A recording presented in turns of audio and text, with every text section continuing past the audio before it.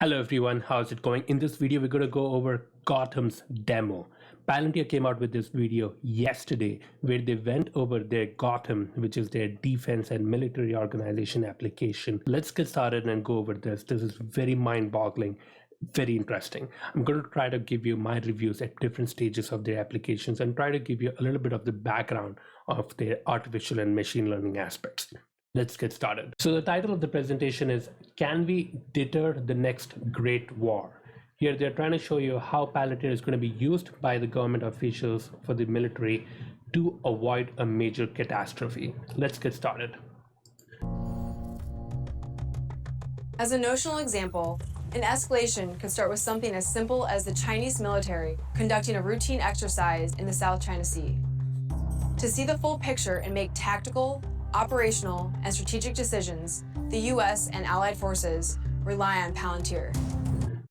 Listen to that. She mentioned US and allied forces rely on Palantir. So that's interesting. So it means that the application is not just being used and adopted by the US, but other countries as well. Monitoring the exercise, AI models running on satellite data detect an increased level of military activity. To the north, ship detection models identify an alarming buildup of fishing vessels.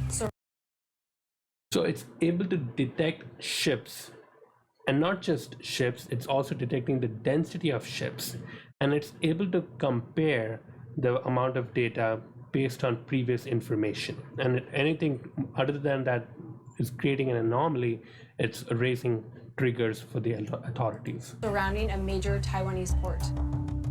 An activity model detects that many of those ships are. Looking at this, it's able to detect the amount of ships that are normally available, and then any spike or any difference or in the density, it's able to spike that and then trigger it to the authorities right in the command control. So it's able to see that yes, there are ships and the density has increased. Back on the 6th of June, it's different, and 8th of June, the density is completely different, and then it's triggering it to the authorities. But look into the one aspect. This is all machine learning, where they have some computer vision applications which are scanning for all these ships within the sea. And the interesting aspect is there's no one going to tell Palantir or the application that so and so time, so and so date, the density is going to be increasing at that particular point you want to be monitoring. It doesn't work that way. Instead, it means that the application is running continuously 24/7 basis, or at least a certain amount of time, where it's constantly scanning the information, and then any anomaly detected, it's triggering information. And in this case, it's ships. It could be anything else. It could be cars on the road, or it could be some erroneous activity that's happening, an anomaly. So interesting to look into. Tied together, suggesting an ulterior motive and increasing the risk of a blockade. The US maintains a national interest in free trade throughout the South China Sea. And as an island only 90 miles off the coast of mainland China, Taiwan is especially reliant on freedom of navigation through international waters. This free trade is particularly critical given that Taiwan produces 80% of the world's semiconductors. The device you're watching this on today almost certainly relies on these parts. Any disruption could be disastrous. This was interesting. We all know that there's a big semiconductor shortage going on, and it's a big deal right now. And they used this particular scenario for this presentation, where it appeals to the wider audience to tell you that how important it was to safeguard that particular scenario.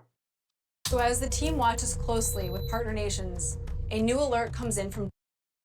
Listen to that. She mentioned partner nations. Again, it's showing that how Palantir is working with other partner nations, so how Palantir is being adopted in other countries as well. Japanese intelligence. The Chinese. Looking at that, it was just translating the information that came from Japanese intelligence system. But this is not the typical Google Translate.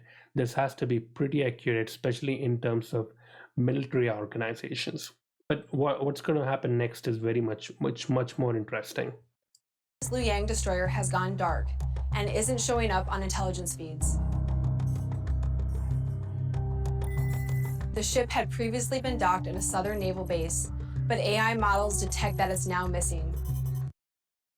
So the application is able to detect that there was a ship who was supposed to be in this particular region, and suddenly now it's not there. And they're able to go back in time and look into the previous recordings or images of the satellite and see that, yes, there was a ship available in the past, but now it's not there. So it means that the application is able to recognize ships, keep an eye, and see how it's going out over the period of time. And if there is any anomaly, you can go back and see what's happening. So it's able to look into how it was there normally and the movement detection aspect. So that's really amazing. And there are hundreds and hundreds of ships out there. It's able to detect that particular ship, which is in this particular video, they're calling it as a destroyer. And they're able to detect it and then show that it's not there. Gotham fuses data from multiple sources to project likely paths for the Liang. The most dangerous routes head east, towards both the military exercise and the mounting tensions outside the Taiwanese port. So let me go back to this and show you that they are trying to understand where did that ship go. And for that purpose, Palantir helped them with showing that the possible pathways is one of them going over here and the other one going over here. Imagine more like your Google Maps, where you're trying to go from one destination to another, and Google helps you giving you the path from one point to another. But this is more on a global scale, where it's not just able to give you the pathways on land, but also in the sea and in the air. So it's able to chart the ways of different for us as humans. If we ask us, yes, it's easy for an application for us to draw the lines between one dot to another dot, but for a computer to do that, it's a different game altogether. So it has to look into all the scenarios based on what is available within the sea and what could be the best way in order to go in. Outside the Taiwanese port, the analyst identifies a key fork to monitor between the routes. To collect more imagery, machine learning models built by academic and commercial partners run on data across all domains. So here, they gave those images of the ship and they sent it to these satellites. So the Palantir application is connected with satellites across the world. And the satellites are now going to look and use that model to search throughout the world to see if they can find any or location of that particular ship. And it is also showing that it's connected with not just a satellite, but planes and unmanned aerial aircraft. So it's giving that information out to the air satellites, and then it's going through all that information to detect where the ship might have been. The models determine that satellite coverage alone is not enough to find the ship. Based on what is capable and ready, now, one thing is interesting.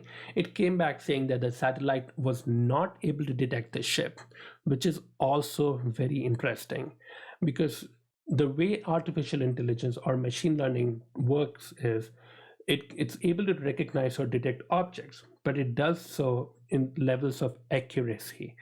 So if you ask the model to detect a ship, it'll come back and detect a ship and tell you that, yes, a ship is being detected, but with a percentage of 60% accuracy or 80% accuracy or a 95% accuracy in a good case. It's never yes or no.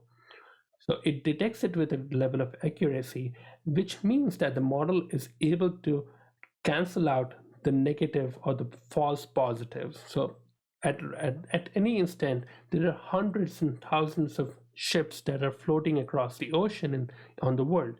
And the satellite images or the models are able to detect all through those ships and tell you that, this is not that ship, and the ship that we are looking for is probably not available through the information available for us.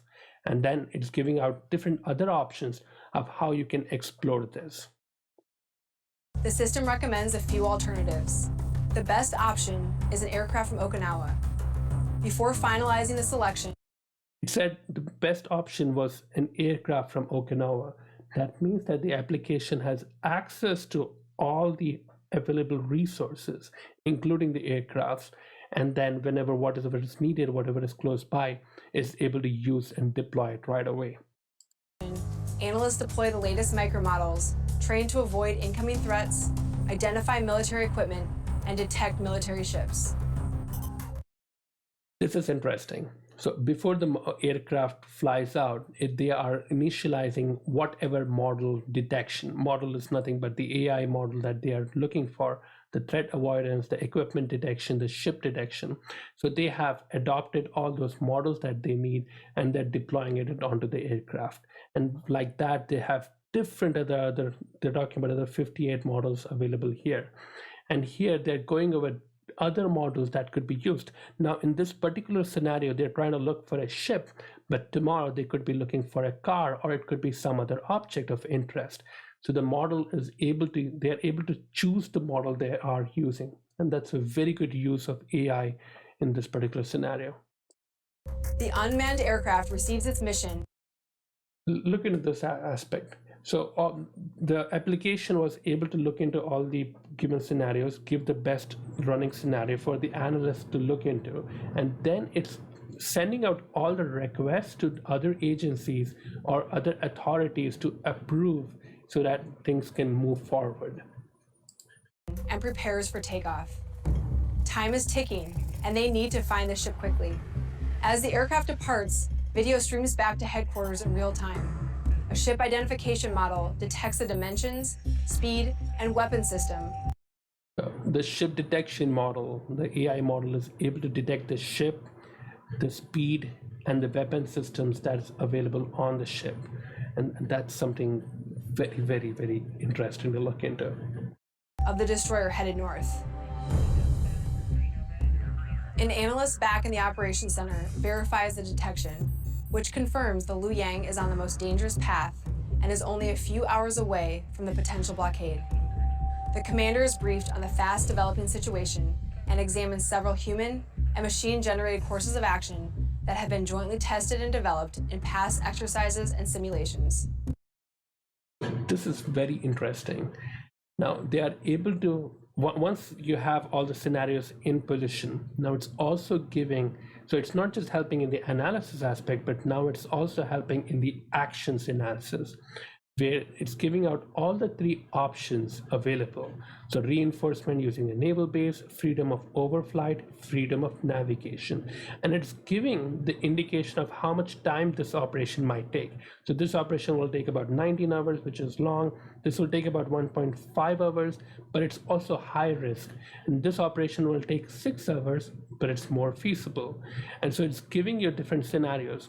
Now, what's interesting here is these scenarios are all machine learning and AI driven. There's no human being giving out these options, which means in order for the system to generate these options, it was already trained on multiple scenarios of these kinds and multiple situations of these kinds.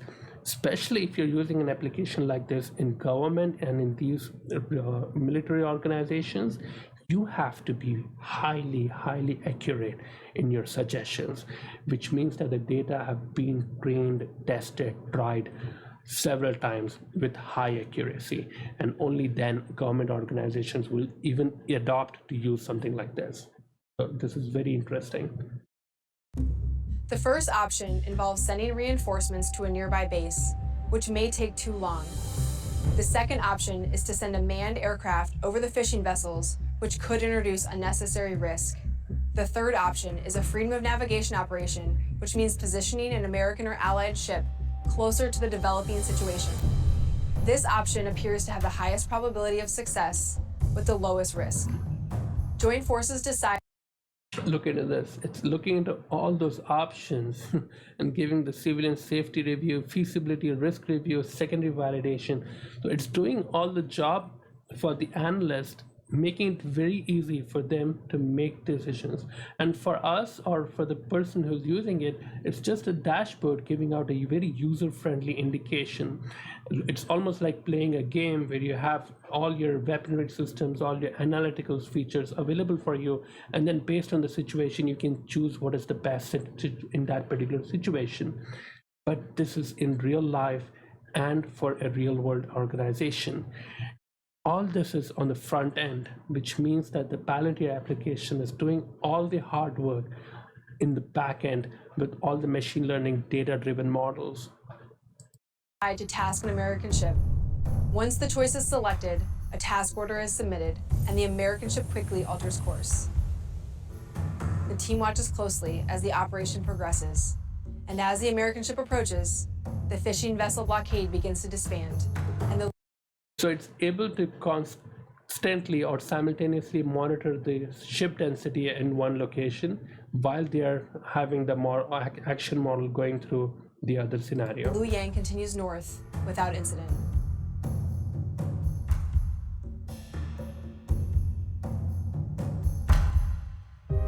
While this example was notional, events like these happen more often than you realize, and one wrong move could put millions at risk.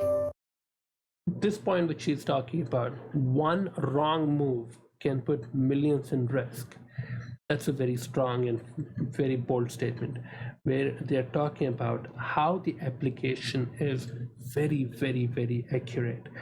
They're showing that how the application, government organizations, if military is using such applications, then it means that they have trusted, they have tried and tested this application on multiple scenarios, and it's on a very high accurate level that they are able to even use their applications, use their suggestions for their day-to-day activities. That shows you how strong the application is, how trustworthy the application is from the government's point of view.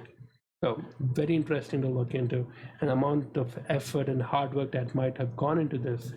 It's very difficult to say any company might even come too close to what they're doing here. Yeah, very interesting. Just want to share this with you. With that, take care, stay safe, bye-bye.